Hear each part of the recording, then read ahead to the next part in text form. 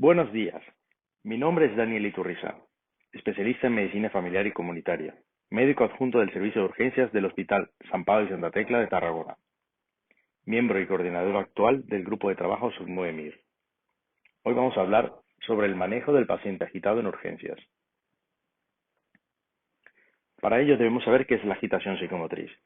La agitación psicomotriz no es más que un estado de hiperactividad física y mental descontrolada e improductiva asociada a tensión interna. Puede acompañarse de alteraciones afectivas, del pensamiento y en ocasiones del estado de conciencia, típicamente fluctuantes. En cuanto a las causas, podemos dividirlas en orgánicas, tóxicas, psiquiátricas y algunas indiferenciadas. Para el diagnóstico debemos basarnos en una buena anamnesis, una adecuada exploración física y psicopatológica del paciente. En cuanto a pruebas complementarias, podemos necesitar analíticas de sangre para descartar alteraciones endocrinometabólicas, alteraciones hidroelectrolíticas, procesos infecciosos o etanol, analítica de orina para descartar intoxicación por drogas de abuso, o pruebas de imagen como TAC craneal si sospechamos de una lesión de ocupación de espacio cerebral, una hemorragia subarachnoidea, un ictus o si hay antecedente de un traumatismo craneoencefálico previo. En el presente cuadro encontraréis características que nos pueden ayudar a diferenciar entre los diferentes tipos de agitación. Por ejemplo, cuando valoramos el nivel de conciencia en la agitación orgánica, este suele ser fluctuante, mientras que en la psiquiátrica no suele haber fluctuación. En comportamiento puede haber inquietud, actitud exigente, el paciente puede estar vociferante, se arranca la sonda o la vía, mientras que en la psiquiátrica puede haber hostilidad o agresividad verbal. En la orgánica, el habla, el discurso suele ser incoherente, mientras que en la psiquiátrica puede el paciente estar verborreico, disgregado, con fuga de ideas. En cuanto al estado cognitivo, en la orgánica puede haber desorientación temporoespacial, amnesia, mientras que en la psiquiátrica no suele haber amnesia y la orientación temporoespacial generalmente está conservada. Hay otros datos que nos pueden ayudar también en la orgánica. El paciente suele estar taquicárdico, taquipneico, puede haber fiebre, haber diaforesis, alguna focalidad neurológica, mientras que en la psiquiátrica es importante valorar que el paciente tenga antecedentes psiquiátricos previos, incluido en ingresos, ¿no?, previos, aunque si hubiese la ausencia de esto no descartaría la causa psiquiátrica tampoco, porque puede ser un debut. En cuanto a la causa tóxica, ya sea por intoxicación o abstinencia, depende mucho del tóxico y depende también del antecedente del consumo o la abstinencia aguda del tóxico. Cuando hablamos de agitación indiferenciada, es cuando hay alguna combinación de síntomas de los diferentes subtipos anteriormente planteados. En cuanto al abordaje terapéutico, tenemos que tener claro tres eslabones fundamentales. Lo primero es la seguridad del personal y del médico que atiende al paciente. Hay que mantener siempre una distancia de seguridad. En segundo lugar, el entorno o el lugar. Hay que mantener siempre una vía de escape accesible. Si es necesario, hay que mantenerse de pie. Idealmente, se debe utilizar una habitación amplia, sin objetos contundentes y sin cerrojo interior.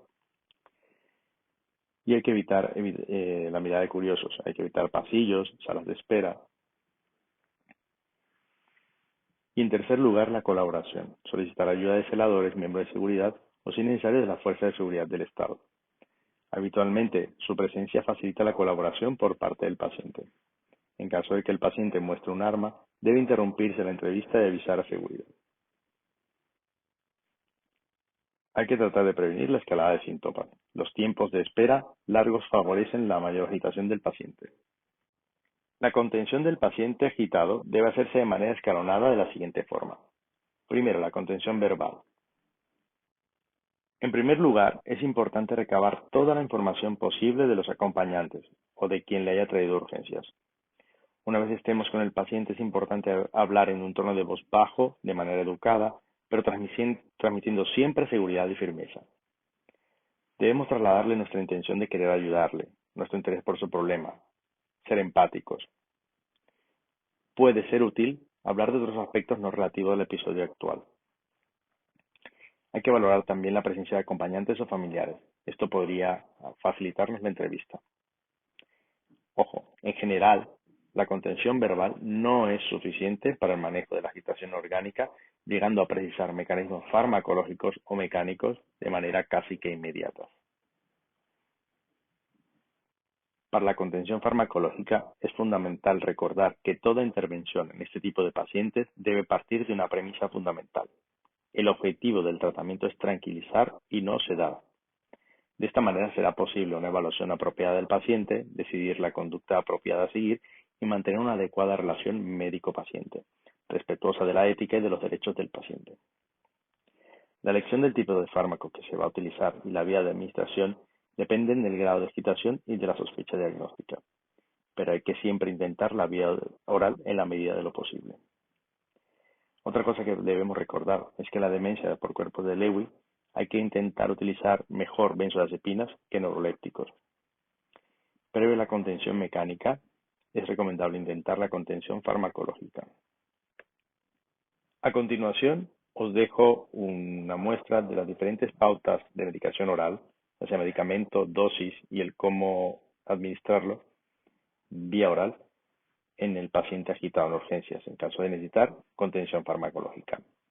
Es importante también recordar que en la agitación orgánica hay que intentar manejar con antipsicóticos.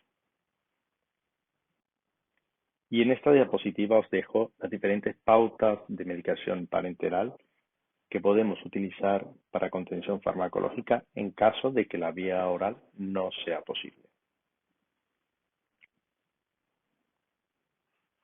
Si el paciente no responde a la contención verbal y farmacológica, muy probablemente tengamos que pasar a la contención mecánica del paciente. Esta estaría indicada ante el riesgo de auto o heteroagresividad, así como disrupción del proceso terapéutico, ya sea fuga, arrancarse vías. Hay que evaluar periódicamente la necesidad de mantener la contención. Si se mantiene durante más de 24 horas, siempre hay que administrar heparina subcutánea para evitar el riesgo de trombosis. Hay que valorar soporte social antes de dar el alta, programar próxima consulta de psiquiatría, etc. A modo de resumen, os dejo un algoritmo diagnóstico terapéutico para el paciente agitado en urgencias. Tenemos el paciente agitado en urgencias. Lo primordial es intentar una atención preferente, tomar medidas para garantizar la seguridad del personal y realizar el triaje. Allí valoraremos constantes, antecedentes personales, síntomas actuales y signos de intoxicación. Podemos dividirlo entre paciente colaborador y no colaborador. El paciente colaborador generalmente tiene una agitación leve, sin riesgo de auto o heteroagresividad, con lo cual pasaremos a realizar contención verbal y en algún caso contención farmacológica. En casos muy contados o donde hay una escalada de síntomas que va creciendo, podríamos necesitar de contención mecánica, pero no es lo habitual. Luego tenemos el paciente no colaborador, una agitación grave con riesgo de auto o heteroagresividad. Hay que intentar la contención verbal siempre, contención mecánica de seguido y contención farmacológica. Si os fijáis, aquí cambian el orden, ¿no? Aquí pasaremos a realizar una contención mecánica para poder aplicar los fármacos que ya serían fármacos por vía parenteral. También os dejo este algoritmo para el abordaje farmacológico según el diagnóstico, según las causas previas que hemos hablado, intoxicación o abstinencia, condiciones médicas suborgánicas, condiciones indiferenciadas, trastornos mentales, si el paciente colabora o no colabora, las pautas orales y parenterales que podemos utilizar según el caso. Siempre hay que individualizar los casos. Muchísimas gracias por su atención y espero sea de vuestra ayuda esta cápsula.